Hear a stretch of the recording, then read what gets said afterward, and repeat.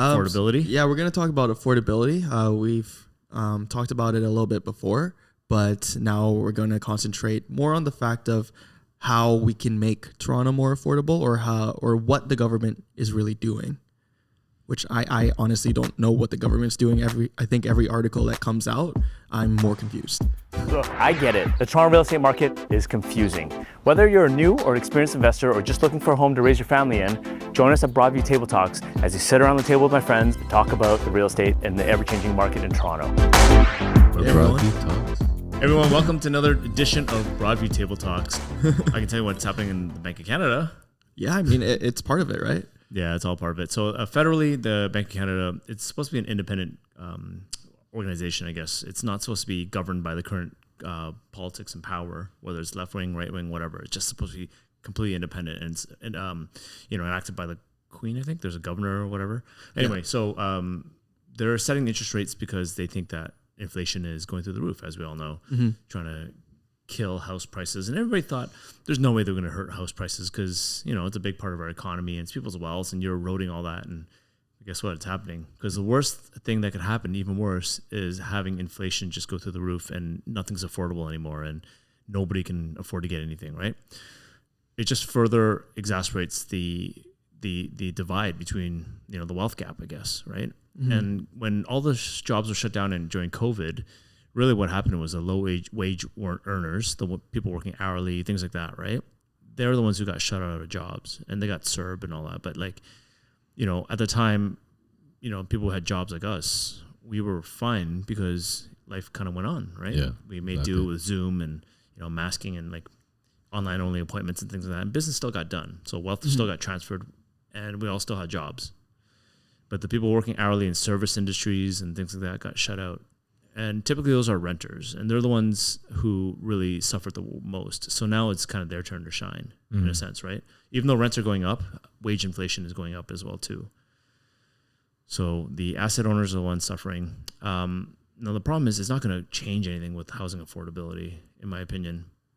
What's going to happen there, right? Rent's going to go up. Investors are going to come back and invest more because it's a good time to buy. Yeah. Right now, asset prices are coming down, sure. Right, but if you think about it, there's people that still have to move, and the people that don't have to move, they're okay. Wait. Yeah, they're kind of just waiting on the side. They don't really have to move right away, Right. A lot of them, their motivation kind of went down a little bit, and they're like, I'll just wait. I'll just rent for the time being. Exactly. Yeah, or they just won't sell. Right. It's kind of like a stock loss, right? If you're losing a lot in the stock market, then what do? You can either buy more or you just wait. Or you just don't wait sell. It out. Yeah, exactly. You just don't sell. You don't have to realize those losses, right? So it's kind of like the real estate market. You don't have to move if you don't have to. We have some clients right now stuck in that situation, right, where it's not selling and they got to make a decision if they want to rent it out again and wait till next time around. So some clients are faster to make that decision. Some are slower just because of other factors, right? They need the equity to buy a bigger house to actually live in for the investment properties. Yep. So life continues to go on, and still will be transactions being done.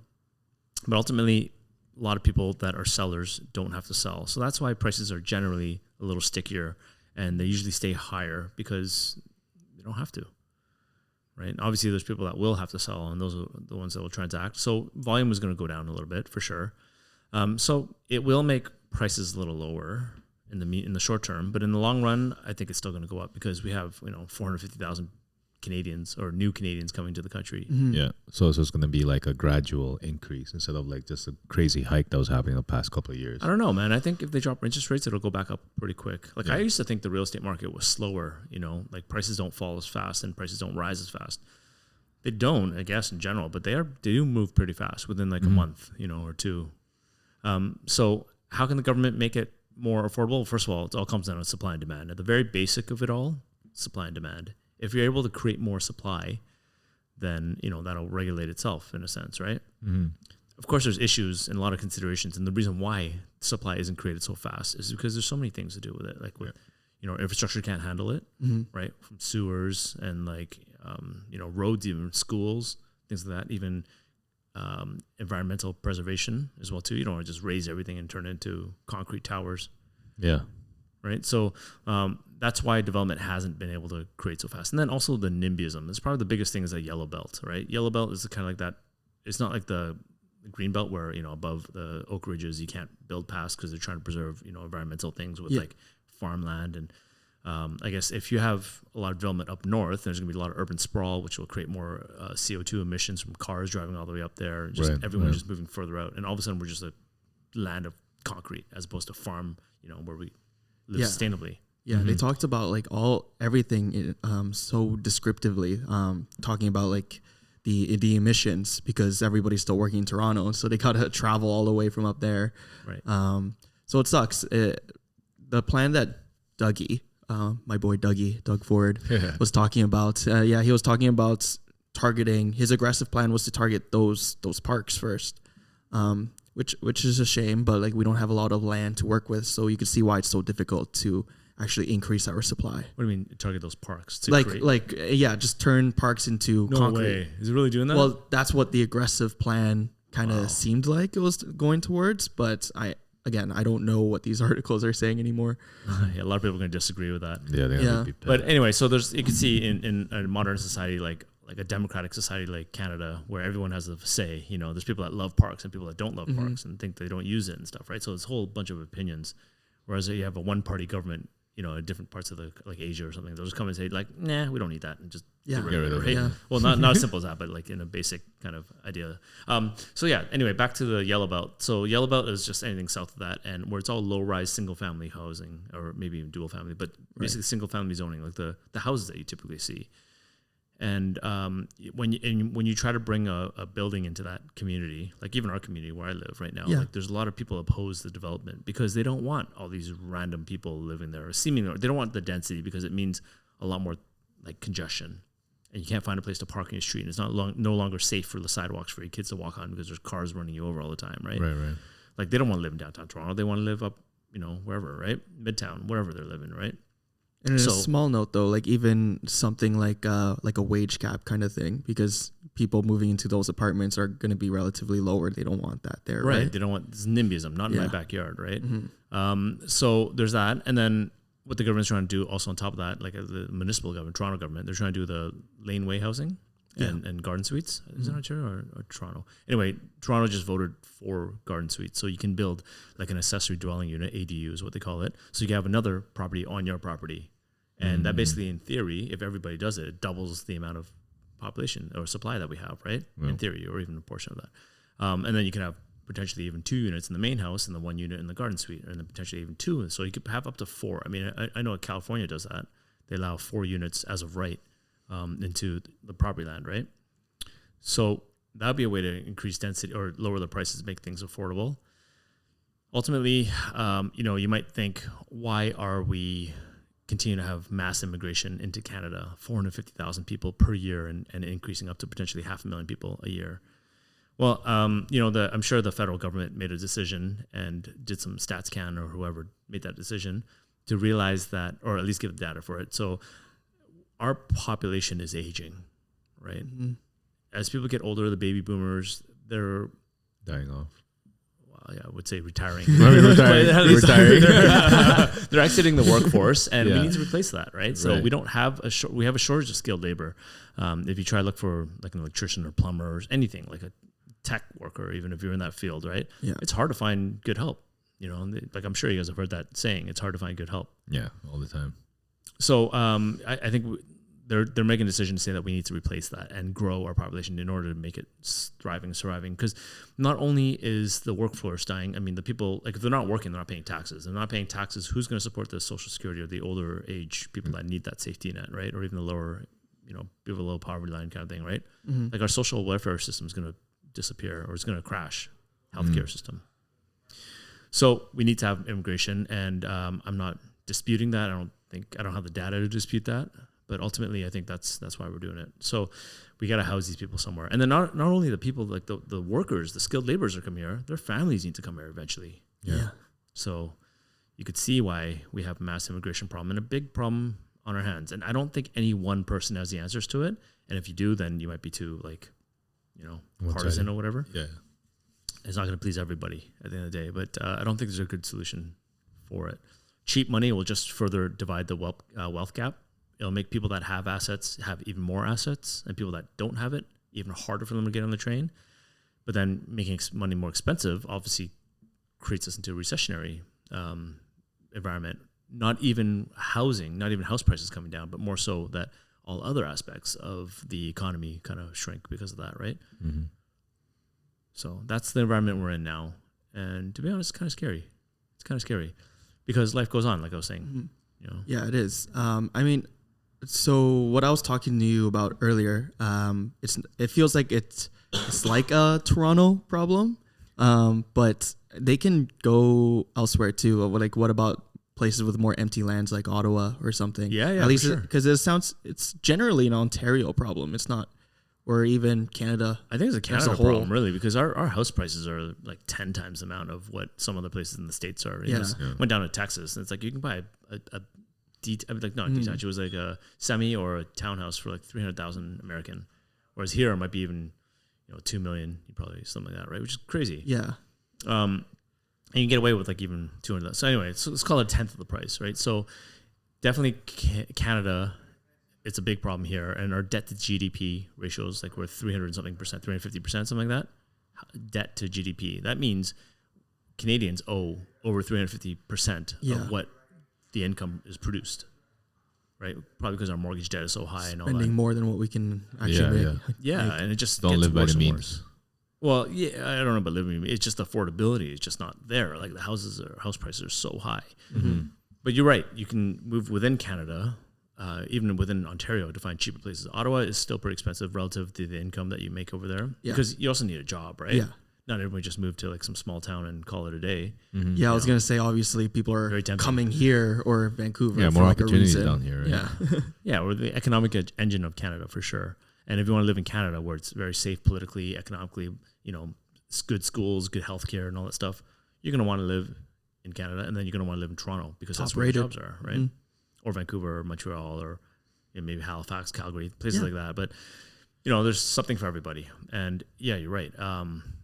You don't have to live in Toronto, but the problem that they're trying to fix, at least the city of Toronto, is that we don't want a playground for the rich. We don't only want rich people living here, because we need a diverse economy. Diversity is always good, you know, as like balance is good in life. Diversity is good in like economic situations, I guess, and everything else, right? It's good to always have a mix. And like, you know, at the end of the day, like no one's going to take those low wage jobs that we need to rely on at the end of the day.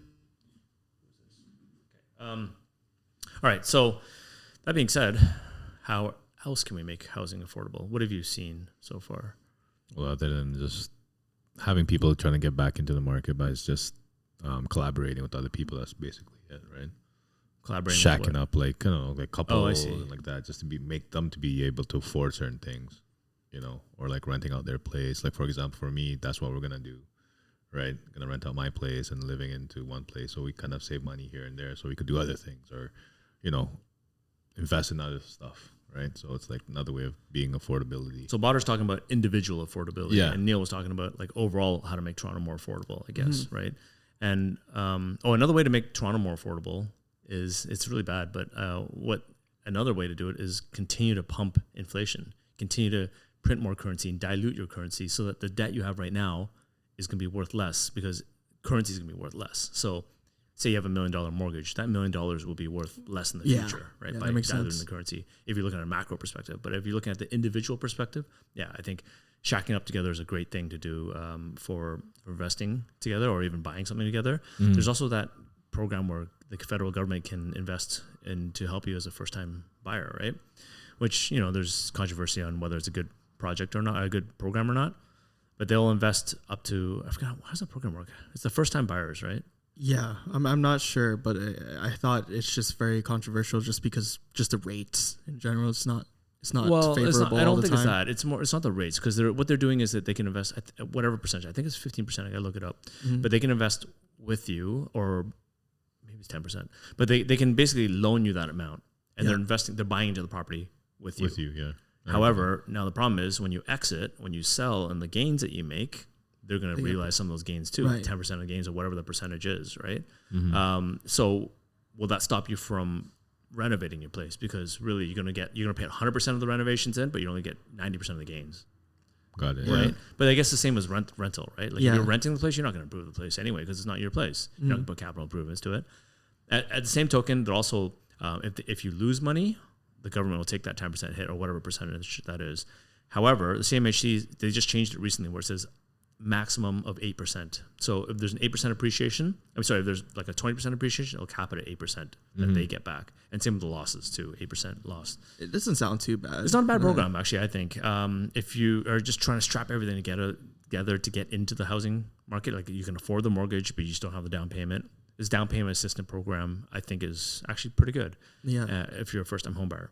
Then there's also the RSP loans where you can borrow from your RSPs. If you stuff your RSPs at least 90 days or more with money that you can withdraw and pay back within 15 years, 16 years, that's also a good one too. And also keep in mind that you don't have to put 20% down or more. You don't have to put 30%. You definitely don't have to put 20% down if you're a first-time home or if you're just trying to get into the market in general, not first-time home buyers, anybody. Right? If it's your primary residence, you can get away with less than 20% down. You can get away with 5% up to 500,000. And the portion from 500,000 to $1 million is 10%. So a great way to get invested into the market and get into there. And, it doesn't make it affordable though, because that just means the more you borrow, the more you pay back for interest and all that, right? But it's certainly a way to get in. Yeah. How else can we make it on a macro level? I mean, well, okay. So another thing that's happening now is the city of Toronto, everybody's trying to get their hands in the pot, right? Whether it's like lumber prices, like the lumber mills or whatever, maybe because they're short on supply. So the prices go up or actually come back down now, but it's still like materials cost is up, right? Like maybe shipping to bring the materials here is already up. So that's up. Labor's up. Everyone wants more money, right? So construction is definitely up for sure. But now the city wants their hand in it too. So development levies are going up by, I think it was like 50% or something like that by this September. 40 or something, like 40 to 50%. Wow. It's going up quite a bit for new supply of housing. Yeah, and sorry, and aren't there like delays in housing right now? Like some buildings are actually getting delayed because of those prices? Because the supply is so low, or like they can't afford it because they jacked up the prices for construction. Yeah, I don't think that's why they would delay it because no one really puts down There's definitely a lot of shortages with certain things, right? Yeah, I think it's supply chain issues, and I don't think there were it costs several $100 million to put in, right? So nobody has that in cash. Every developer borrows that money, right? Yeah. Maybe they raise it through their funds, but they don't use it. They use borrowed funds. They use bank money funds. They use your money from the savings that you put into the bank. They use your money from like your pensions or RSPs that you put in there, right? And they just kind of, it's like funds, right, that are paying for the stuff. And government money as well too. But ultimately they're borrowing that money. So there's an interest cost associated with it. So it's not in their best interest to hold on to it longer and delay things. They want to get paid. Yeah. Maybe there is a decision to make that when where the price is going up and it's cheaper to borrow the money than it is to just hold on to it. But that's such a big risk. And as a developer, your main goal is to eliminate risk, or at least there's a big portion of that anyway, to eliminate risk. Yeah, exactly. Yeah, sorry. Just like with the topic of just supply for housing, it just kind of like struck to me. I'm like, oh, indirectly, if it's being delayed, then that could affect it too. Yeah. So what I mean is that they're not purposely trying to delay Yeah. Construction, but what is happening is that landowners, because their prices are so high, they don't want to take a haircut on the price, which what the city wants to do with inclusionary zoning and all that kind of stuff. What they're trying to do is that they're not going to build if it costs too much to build, if supply chains take too long, if they're not getting the financing to build, because there's a construction cost too. They might have financing to borrow the land, to pay for the land that they have, right, the loan on the land, but there's certainly an extra added cost to actually build it when they actually go, right, and they can't just leave a hole in the ground, right, because your approvals will expire and all that stuff, and it's just not safe and all that, right. So I think more developers or landowners are really, or whoever's holding the land bankers, they're sitting on land and not developing because it doesn't financially viably make sense. When you have projects at 1,800 foot, 1,600 foot, 2,000 a foot in Toronto, right, 1,200 in like the suburbs, and people don't buy it, then why would they build, right? On top of that, you have inclusionary zoning, right, which you have to make a portion of the building as affordable housing, right? And the profit margins are smaller. Why would they go into a project to lose money? They're there to make money at the end of the day. And they're not going to make as much money, and there's too much risk associated with making a smaller amount of money. They're just rather just not do it and hold on to their capital, right? So that whole saying about, all the developers are rich. They're multi-billionaires, millionaires, whatever. They can afford the risk. Why would they? Doesn't make sense. Mm-hmm. It's better just to take that money and go on vacation for the rest of your life. You know what I mean? Yeah. So that's the issue why we're not having much supply. And I think as everybody's trying to get their hand in the pot, everybody from everybody needs more money. It's just inflation. That's how it works. There's going to be less and less supply. And the government's not going to stop bringing people in because we need to have more people. So it's a big dilemma. And I just personally don't see how it's going to get more affordable. And I think the only thing you can do in this capitalist society is learn how to make more money for yourself and your family. Yep. Upgrade your skill set, right? Shack up with somebody, like you're saying, to basically make it more affordable, I guess you could say, right?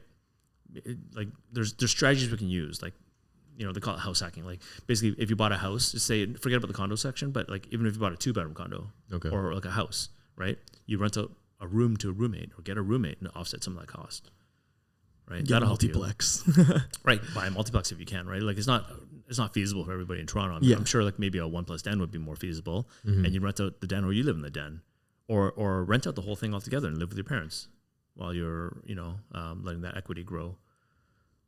So yeah, I saw co-op housing a lot, at least during the time when the prices were really spiking back last year. Like co-living. Right. that was, we saw families shack up together. Two separate families. You remember that was in the newspapers, in the magazines for a while. It was going crazy. Yeah, two or three or four families buying a house together and just having your own space and sharing it like your best friends on vacation. Started becoming like very common too. Yeah. Like I've seen quite a few of those articles came out. Mm-hmm. Yeah, so that makes sense too. Like if you have like, let's say, I don't know, like me and you were brothers or whatever, might as well get a huge house where 2 families could live in.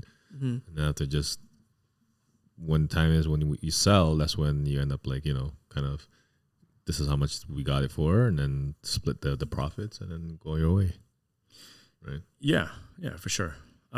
So I guess the other option to make it more affordable is to rent, right? And with rental, the good thing about that is you're going to pay carrying costs no matter what. It's just that you don't have to sink your capital in, and you can reinvest that capital into something else. You can put into some sort of fund and make 5%, 8%, 10, 12%, whatever it is, right?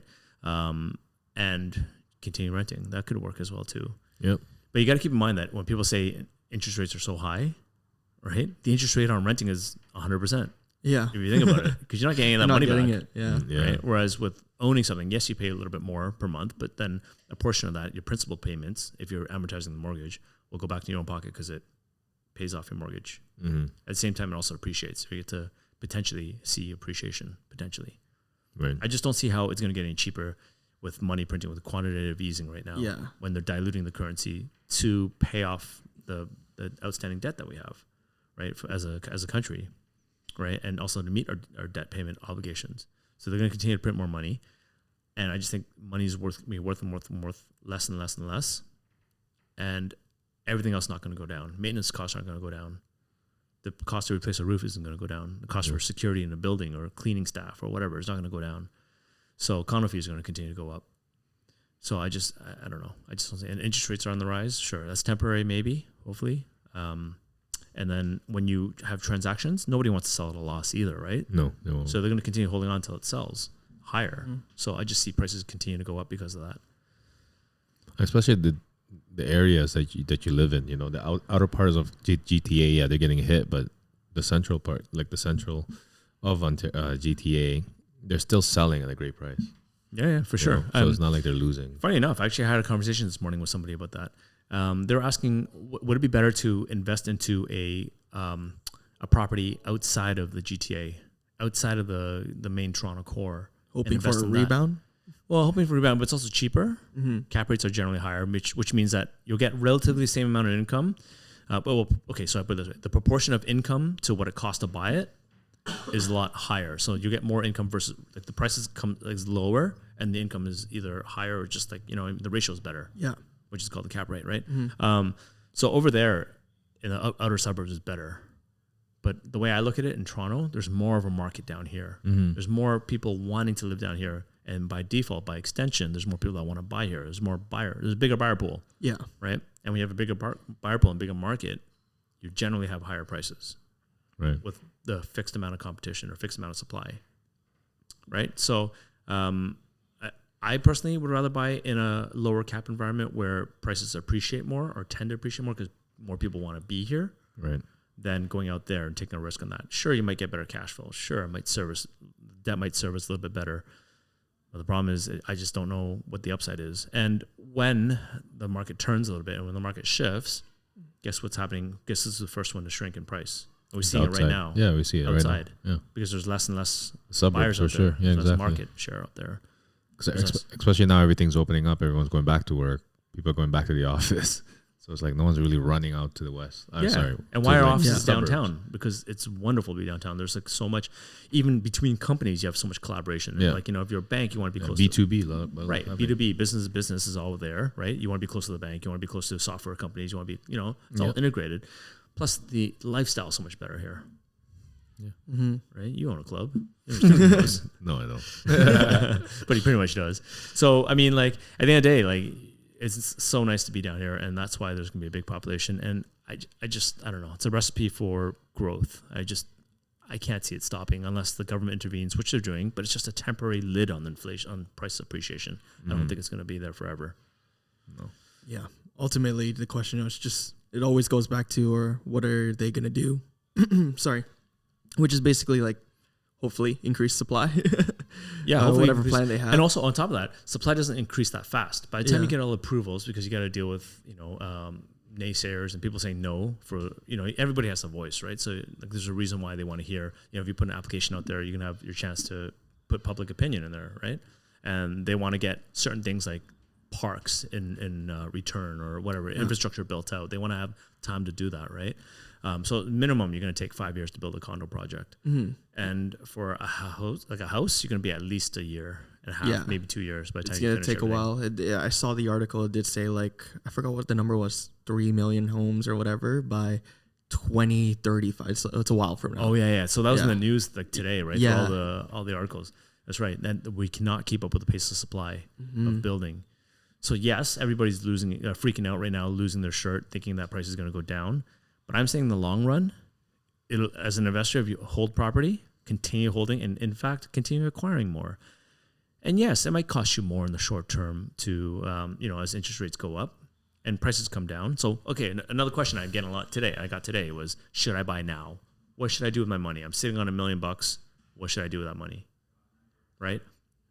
It's really uncertain right now because interest rates are so high. It's going to cost you so much to carry it, and you might not be able to afford it because the prices are coming down, right? And they may not appraise, and your qualification might be a little bit higher. Like you might qualify for less, so you're purchasing less, really.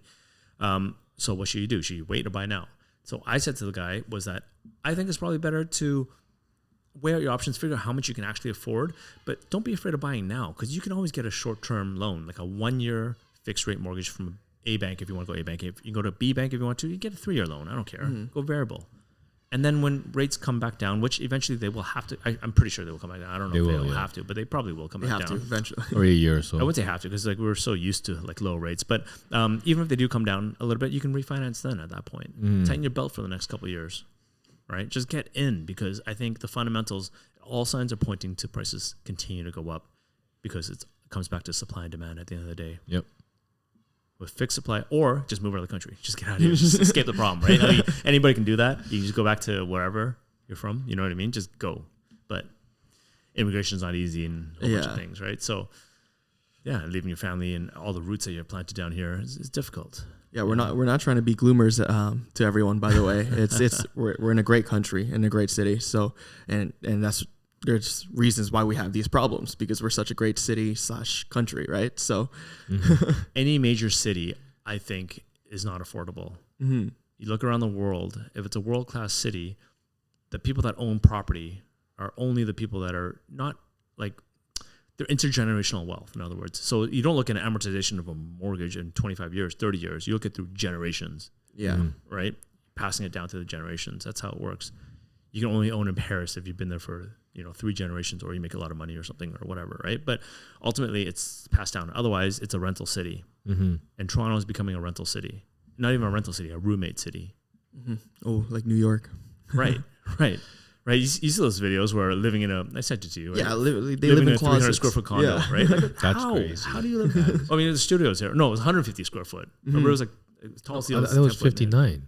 No, it was. 59? Oh, it was They're really tiny. small. Yeah, but most of them don't even have like. You have They to don't use a have a shared washroom in bathroom. there. Yeah, It's yeah, a with dorm shared room. bathroom. Yeah, It's a an amenity. dorm room. Yeah, nuts. I heard of a Crazy. concept called the beehive concept. Somebody told me this before, and they're trying to justify this London housing where you'd have like a beehive where you kind of go there and everything's kind of there, and then if you want to go outside, you want bathrooms, you have shared bathrooms in the hallways, shared laundry. Actually, one of the buildings in Toronto has a shared laundry at 705 King, whatever it is, 701 King. So, yes, those ones. Yeah. 725. They're older ones, right? Older Yeah. ones, yeah. What is that? The Summit. Yeah. So, not to call out the building or anything, but like there's buildings that have, and I think there's going to be more of a concept, is less and less amenities. No in-suite laundry. You have a shared common floor laundry, let alone buildings in New York, for example, where they don't even have laundry in their units. Right? Or You have to go to the building. laundromat downstairs around the corner. In fact, there's someone who will bring it to you, which is probably even better in my opinion. Yeah. But the problem with New York now is that they have walk-ups. We don't have no walk-ups here. Can you imagine that? An elevator is an amenity.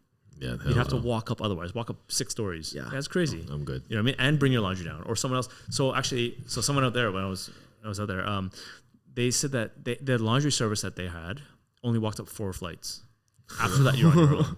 So they would just drop it off at the 4th floor. Like, No, they come pick it up. They come pick it up. That's such a funny, Yeah, but I don't know if like, you're on the 6th thing. floor, like you're screwed. Yeah. What do you do, right? Yeah. Like, you have to meet find me a on the helicopter. 4th floor. You got to find a task rabbit or somebody to bring your laundry down. You know what I mean? Like that sucks. Yeah. But you know, Toronto versus New York, I kind of like New York better, to be honest. Like it's kind of cool to live in as a tourist, not to live in as a person. At the end of the day, if I think about it, that does help affordability too, right? Having the amenities separate, or not having that exclusive laundry. Yeah. No doorman, no gym, Yeah. no concierge, no amenity space that we're all used to now. No pool. They'll definitely keep affordability for sure. Because like even in condos without pools, their maintenance fee is cheaper.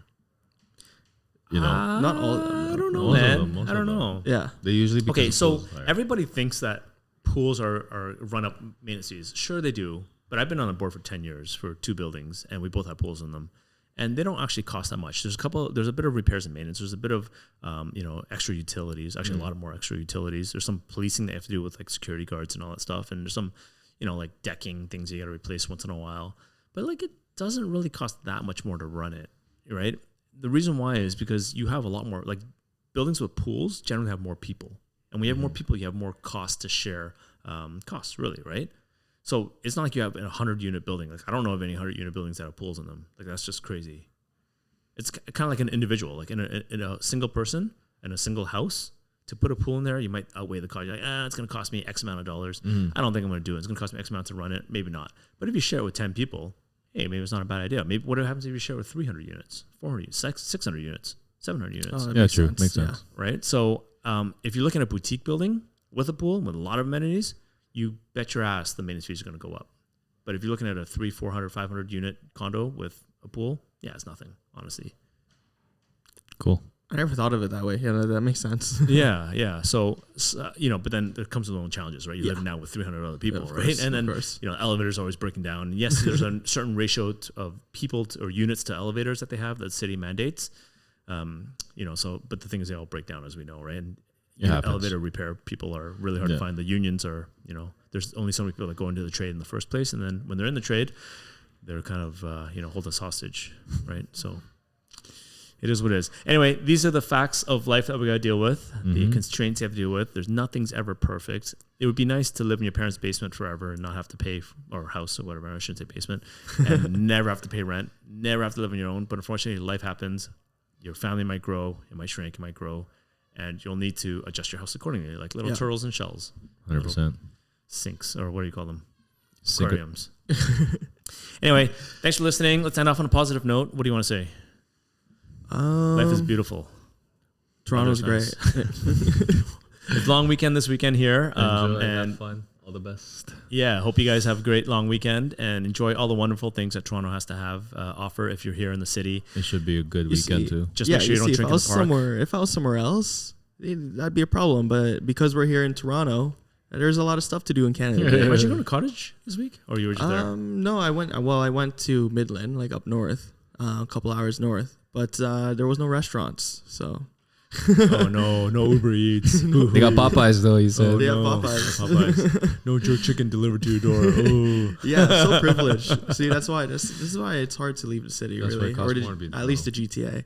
You know what? At the end of the day, if you listen to the news, at certain parts of the news, it can be very negative, and life Yeah. can be very negative. And Yeah. you know, you just got to make the best of it. Realize what your situation is. Realize that we're grateful even to be standing on Canadian soil in the first place, where we're relatively safe. Mm-hmm. You know, and no other country's going to invade us or anything like that, right? You know, Mm-hmm. that's really sad. But like, honestly, it's a great place to be. So be grateful and be happy about that. And you'll own kind. nothing and be happy. No, I'm joking. What? Be kind.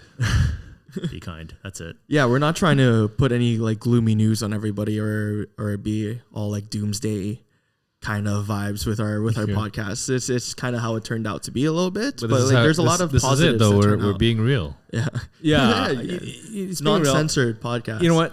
A way to look at it, like I look at the positive side of it, because I think, okay, it's tough for a person to be able to get into the market. I get it. And it might be out of reach for a lot of Canadians. I totally understand. But if you have the mindset to go chasing, go get more, you have the ability to work and learn more and do more with your life, why not make it a stretch goal? Why not make it a goal that you eventually one day you'll own something? See, If that's what you want. That's why we had our last podcast. If you listen to it, we give financial advice, and in that way you How to can think learn how to differently. think differently and learn how to work on like a compound effect and make enough money, finally get your first place, and then over then it compounds. It literally, Yeah, it's it like a just goes. piñata. The first person that hits it doesn't break. The second person that hits it doesn't break. Third, fourth, the fifth person might take a little slight swing and breaks. Does that mean the first person is strongest? No, it's just the constant hits and compounding, like you said, and savings, blah, blah, will get you there, right? And You so know what? That's unlimited actually money glitch right there. It's actually true, because the compounding effect happens so fast. And I never really understood why when you get to your older age, it's like, how does anybody afford $1 million home or whatever it is, right? It's because They start it somewhere, compounds. yeah. They get on that ladder, they trade up, and they trade up and trade up and trade up and continue trading until you get to that point where it's like, oh, cool, no problem. It's just numbers now. I always try to say it to my clients too. I'm like, just look at it this way as like a layover on your airplane. You know, you're not in your final destination yet. You're just kind of staying in layover, and then once you get to the last final plane, and then you get to your destination. It's always a journey. Yeah, Yeah. Life is a journey. That's yeah. what makes it Unless fun. if it's given to you, then it's, sure, not everyone gets that, right? So it's like Right. you got to start from somewhere. There's literally videos on YouTube. Maybe we could put this in the podcast only because it's getting long. But there's literally a video on YouTube where some guy starts with like a penny and he just keeps moving up. Oh, There's he so keeps many trading? different videos. Yeah, even Oh, yeah, TikToks. yeah. Yeah, they start with a paperclip and they Yeah. keep trading until they get to their goal: a car, a house. Yeah. Concept. At the end of the day, it's all about hard work, grind, perseverance, having the end in sight, and just continue reaching your goals, having smart goals, and going to get it, and stay positive. You're right, because life is hard, and we got to make the best of it. Yep. So, all right, thanks for watching this long. I can't believe you're actually still here. Enjoy. See you later. Watch you in the Bye. next one. Gotta go. Oh, by the way, if you liked this podcast, don't forget to subscribe. Follow us on Instagram, YouTube, TikTok, Instagram, Facebook, everywhere else. Everywhere Google. else, we have a couple more episodes to watch or to listen to. So always stand by because we come out with a new episode weekly.